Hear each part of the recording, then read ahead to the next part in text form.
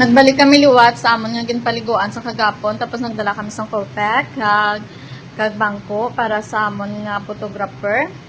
Kay good para kunara kami sa may tubig, may naga-picture sa amon, tapos ipinduton ni namon ang magic button kag magtabok na kami. Dasig lang mga ano lang siguro mga 5 minutes lang guro from the apartment goes to the river.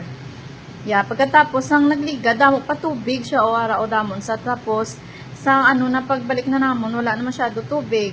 Amo na siyang picture guys, ang ipakita ko sa inyo ang second kag ang third.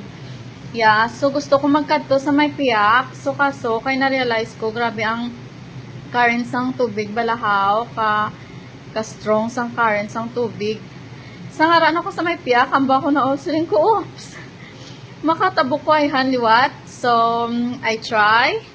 So, yes, nakatabo ko liwat. Pagkatapos, ikapila na ko magbalik-balik kay confident na ko nga ang tubig, hindi gin man siya dalom, kaso kay ang current lang sang tubig, anang ano siya, strong.